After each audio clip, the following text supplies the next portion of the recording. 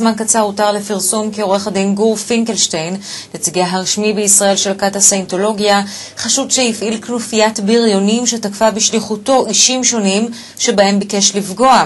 בין השאר חשודים עורך הדין פינקלשטיין ו11 בני אדם נוספים בהנחת מטען חבלה בכלי רכב שגרם לפציעתם של 2 בני אדם. ובעניין הזה מצטרף אלינו עכשיו כתבנו עזרי אמרם מחוץ למרכז הסיינטולוגיה ביפו. שלום לך עזרי. שלום טלי, אכן כפי שציינת, אתם רואים הבניין הזה, מרכז הסיינטולוגיה החדש שעודנו בשיפוצים, הוא למעשה אחד המקומות המרכזיים כלפיו הופנתה אולי מין התפרצות האלימות הזאת. ואני חייב לציין, מדובר בהרבה מאוד מקרים לאורך השנה וחצי האחרונות, שאותו עורך דין גור פינקלשטיין וכמה מהאנשים באותם שכר שלמעשה פעלו גם כנגד הבניין הזה וגם כנגד אנשים נוספים. ונפרט חלק מהם. ראשית, על בניין הסיינטולוגיה מדובר בשני מקרים שונים שאירעו השנה. אחד מהם קרה ממש, למעשה האחרון בהם קרה ב-11 בפברואר 2011, ממש לפני זמן לא רב, לפני כ3 חודשים, בהם למעשה הוא ושולחיו מנסים לפוצץ את הבניין הזה עם מסעית תופת, לא פחות ממסעית תופת. הם גונבים מסעית מחולון, מעמיסים אותה בפח זבל ירוק עם 300 קילוגרם של דלק וחומר נפץ ובלון גז.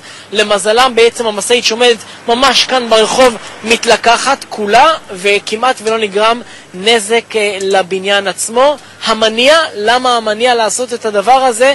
בעצם אחת הסיבות זה שהוא, גור פינקלשטיין, הוא אחראי על הבניין הזה מטעם הנציגות של הסיינטולוגיה בארץ, והוא למעשה מקבל כספים על כל חודש שעדיין הוא נבנה, על כל חודש של שיפוצים, על כל דבר כזה שבעצם עושים בבניין. כל קבלן שעובד כאן מפריש לו בעצם כסף, בין אם באופן חוקי ובין אם באופן לא חוקי.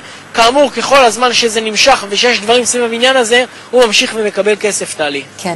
כשבעצם, אם נפרט את זה למטבעות קטנים, אחד המקרים היותר מזוהים או יותר זכורים לנו כחלק מהאנשים שבהם ביקש לפגוע, הוא המפקח על הבנייה בעיריית תל אביב. אנחנו זוכרים, היו 2 מקרים, אחד מהם כרוך בשוקר חשמלי מחוץ לביתו, והשני היה מטען שהוטמן במכוניתו.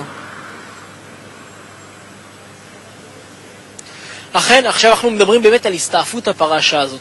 בעצם ניקח את זה אחורה למאי 2010, שם בעצם אנחנו מגלים שהונח מטען ברכבו של שוטה חובל, ראש אגף הפיקוח והבנייה של עיריית תל אביב.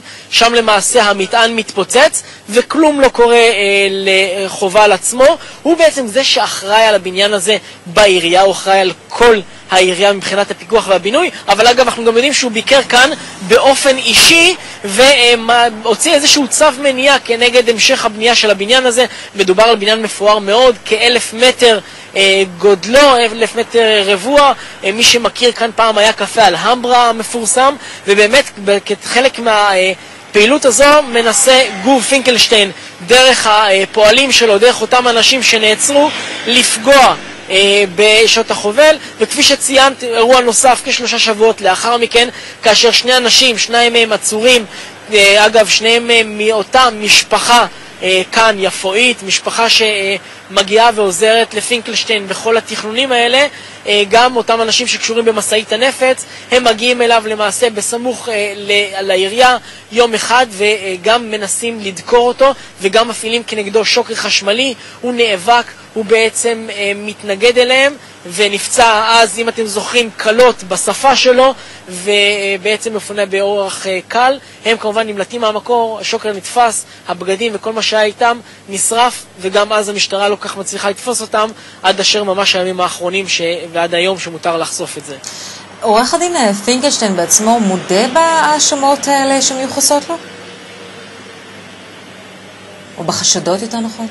אז תראי, ההליך הזה, כפי שאמרנו, רק היום בעצם ההליך הזה בעצם רק היום מותר לפרסום. מדובר במספר דיונים שכבר היו בעניינו.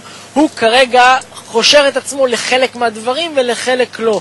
מדובר, להזכירך, בכ-11 מעורבים. אחד מהם אני רוצה לציין, מדובר בעד מדינה. כל העסק הזה בעצם מתחיל להתפתח כאשר המשטרה תופסת אדם, הוא מטען בביתו, והוא בעצם בפי המשטרה מתחיל לפתוח על האחרים. במינוח המשטרתי זה אומר להתחיל להלשין על האחרים, והוא נהפך לעד מדינה, ולאט לאט בעצם נחשפות עוד ועוד פרשות שקשורות גם לעורך הדין פינקלשטיין וגם לשאר המעורבים בפרשה, כולם פחות או יותר בני אותה משפחה מכאן. נציין ונאמר, אחד מהם גם הוא עובד במשרד המשפטים בירושלים, עובד של אחת המחלקות שם, ובשלב מסוים אגב הוא בודק את תיקו של שוטה חובל כדי לנסות לברר קצת פרטים עליו בטרם הניסיונות כנגדו. ורק נגיד ונאמר, טלי, שזה קשור בעוד אירוע אחד מזעזע המוכר לנו מחיפה דווקא, די הרחק מכאן, כאשר מתפוצץ רכבו של בחור בשם דניאל כהן, ומדובר כאן הפעם במשהו שהוא אישי, פחות ויכוח עסקי, פחות ויכוח סכסוך עסקי על כסף, אלא מדובר על סכסוך אישי, כאשר אותו עורך דין פינקלשטיין מנסה לפגוע בדניאל כהן, הוא שם מטען מתחת לרכבו. דניאל כהן הוא למעשה בן זוגה של גרושתו. כאמור, אותם חבר'ה מנסים לפגוע באדם אחד מסיבות אחרות לחלוטין. כן, אז אנחנו, עזרא, מה מודים לך בשלב הזה מחוץ למרכז הסיינטולוגיה ביפו, אנחנו עוד נשוב אליך.